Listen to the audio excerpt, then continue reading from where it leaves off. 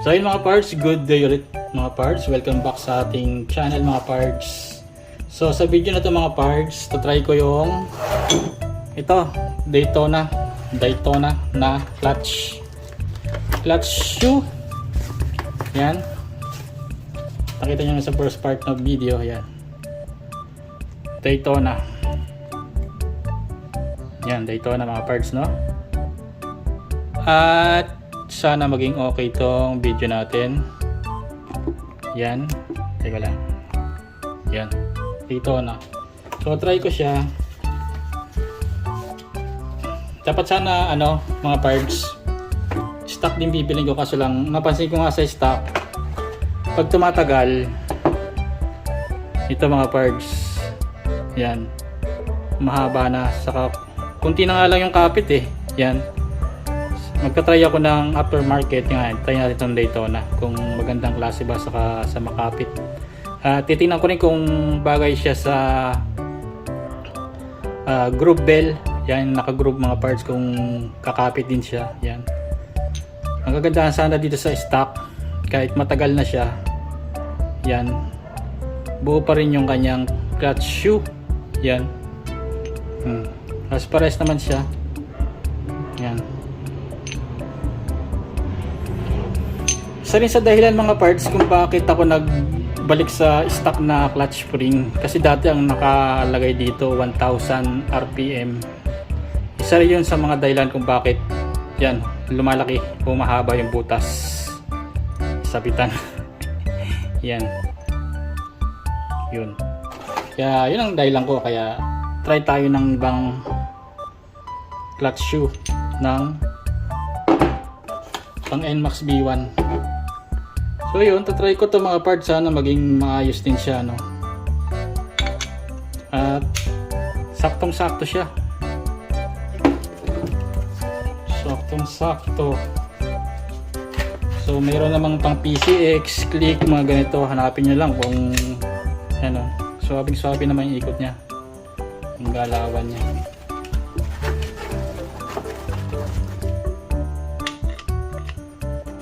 Yan, sakto siya sa stock na housing.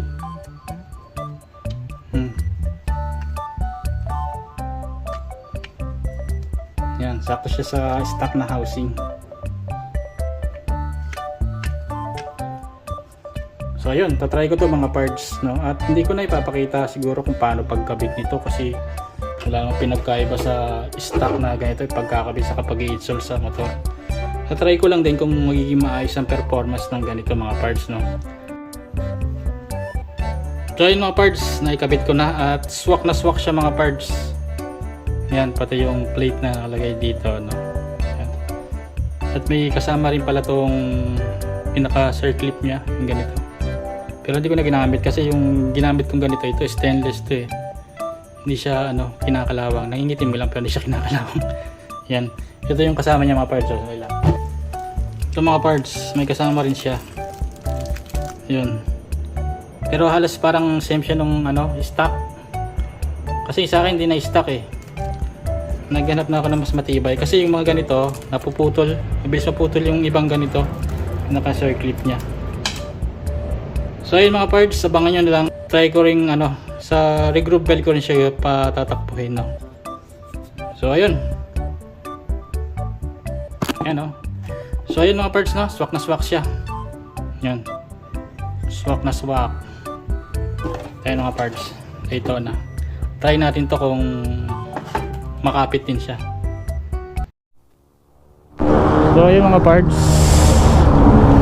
ito mga sinusubukan natin kung magiging maganda ba tong lining na to. Pero sa ngayon, sa pakiramdam ko ngayon, maganda naman lapat niya. At okay din naman siguro tong Daytona, no? Sayang lang yung yung stock na lining ko mga parts. Makapal pa yung clutch shoe. Clutch shoe. Ayan, makapal pa yung clutch shoe na yun, kaso lang yung tenga-tenga niya para dun kinakabit yung clutch spring, mahaba na. Masyado na siyang mahaba. Munti na lang siguro, parang mga 1mm na lang yung kapal nung sinasabitan, tas mapipigtal na eh. Yan, napansin ko lang kaya hindi na lang nagdalawang isip na palitan yun. Tapos na-mention ko sa second part ng video na sana stock rin sana yung bibiling ko, kaso lang kung stock ulit ang bibiling ko, ganun lang din ulit siguro. Or kung sakaling magtitigas ng clutch spring, lalaki lang din yung butas eh. Sayang, no? Sayang, kapal pa yung yung clutch shoe nung stock na lining o clutch shoe. Hindi naman din siguro sayang kasi nasa 65k na yung tinakbo ng NMAX B1 ko. Gamit na rin yun, gamit na. Okay naman din siguro magtigas ng clutch spring kung gusto mo talaga may damba o medyo bubelo bago kumagat yung lining. Okay din naman siguro yun. Pero syempre meron talagang akibat na downside or cons, di ba? Talaga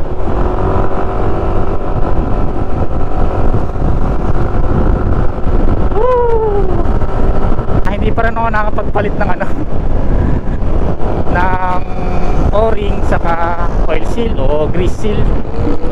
Sabay-sabay ko kasi in-order sa online yun eh, kaso lang wala. Hindi ko lang kung nangyari sa seller. Sana sabay-sabay ko sanang gagawin. Ang nangyari, hindi nga ganun nangyari. Pero ayos naman, siguro may dahilan lang talaga. At siguro mga 1 linggo or ilang araw, 4 o 3, bubuksan ko ulit siya. Yun, pag meron na akong pamalit na o-ring saka grease seal. At napansin ko nga ganyan na medyo luto na rin siya, matigas na. Pero okay naman, at least bubuksan ko naman din ulit to para i-double check kung maganda or kung lalapat yung binili nating clutch shoe na Daytona. So sa ngayon masasabi ko naman na maganda pa naman. Maganda siya sa ngayon kasi hindi naman kasi agad-agad eh. Titingnan natin sa tagal ng paggamit or in a long run talaga. Kasi meron kasing mga bagay na sa simula lang maganda. Ganun talaga. So kailangan nating obserbahan ng medyo may katagalan. So yun, nasa 1 plus din. 1 plus din ang price mga parts. Hindi rin biro ang price. Ewan ko lang sa mga stock na siguro mga around mga 8 to 900 presyuhan.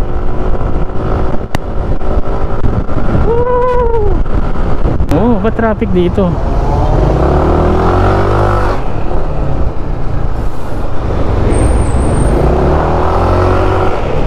Ba traffic dito? Tingin ako sa maps, maluwang ah. May aksidente siguro. Uy, may aksidente nga.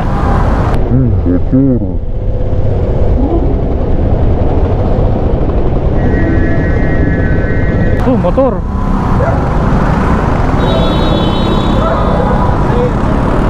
Aksidente.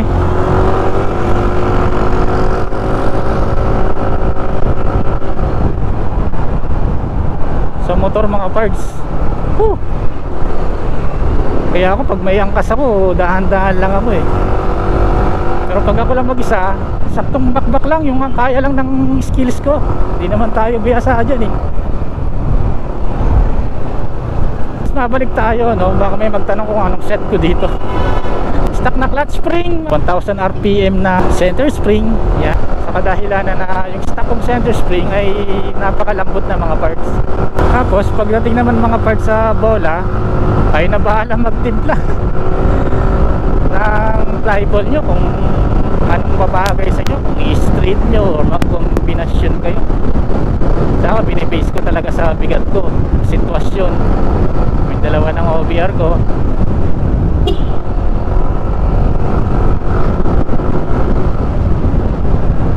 Yan. Hindi naman kasi porket sabihin natin, yan na, di ba, may mga sikat. Nauso nga yung mga straight 11 na ganun, di ba mga parts. Tapos maraming gumaya. Maraming sa iba, naging epektibo.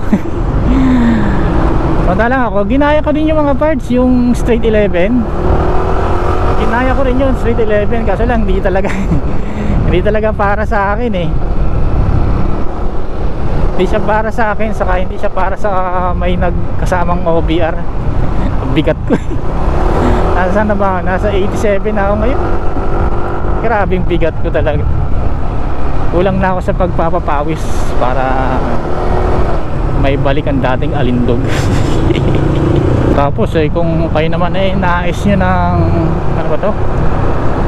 Nais nyo ng regroup bell, yan. Nasa inyo na kung mag-ano kayo mga parts, kung gagamit kayong ng ano, clutch spring yan na medyo may katiga. So sabihin natin 1,000 sa inyo na yan. Wala ako sa lugar para pangaralan yung ano, bawat isa. Kasi nag-ano din naman ako eh, learning sa mga bagay na sinusubukan. At konti-konti na pala mga parts, nag-iipon na rin ako. Kasi konti-konti bibili na ako ng mga piyesang dapat palitan dito pag nagpa-engine refresh. Kasi hindi na rin maganda yung naramdaman ko. May time na hindi na maganda. Pero ito still maganda pa rin yung takbo niya. Bili siguro ako ng yung mga usually pinapalitan pag nagpa-engine refresh. Piston, ring, ano ba? Piston ring, saka ano yun sa may valve? Ano yan? Valve seal, yun. Timing chain, timing guide. Yun yung mga nasa ano ko eh, nasa list ko. Pati ano, base gasket, head gasket, yan. Yan yung mga nasa list ko. Kaya dapat kahit pa konti-konti bibilin ko na. Siyempre genuine parts lang naman talaga maasahan natin pagdating sa mga inner parts, para wala tayong pagsisihan, para kahit paano tumagal siya.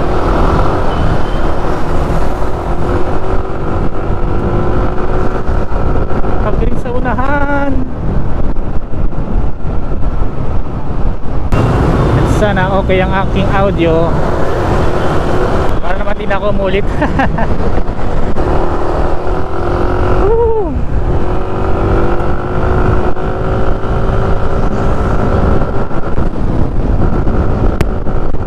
I-enjoy ko lang mga parts. Ang ganda ng kapit eh. Kahit na wala pa talagang linya ng groove, maganda yung kapit niya. Pero sinubukan ko gawin na to, yung unang kabit, yung pagkakabit ko, kahit doon lang sa maliit na pwesto ko, sa low RPM. Dati kasi pag ano, medyo mabibrate siya,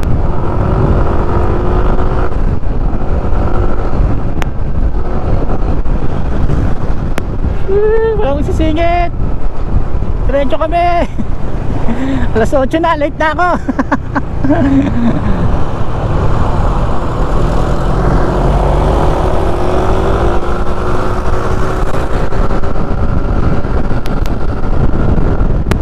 Ganda talaga ng kapit kahit wala pang ano, yung nakalinya ng dapat luminya o lining ng groove bell.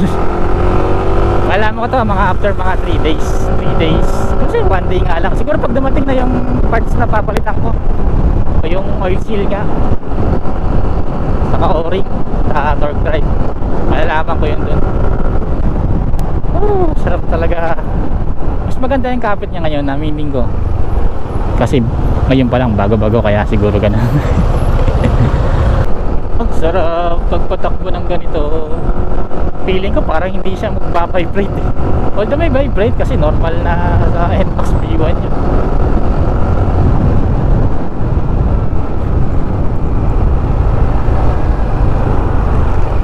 Woo!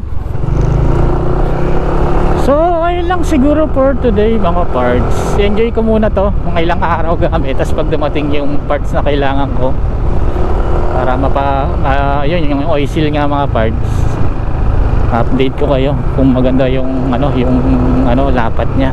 Tingnan natin kung maganda yung lapat niya at kung may laban yung mga ganitong lining o yung clutch yung mga parts. So that's it for today mga parts. Salamat.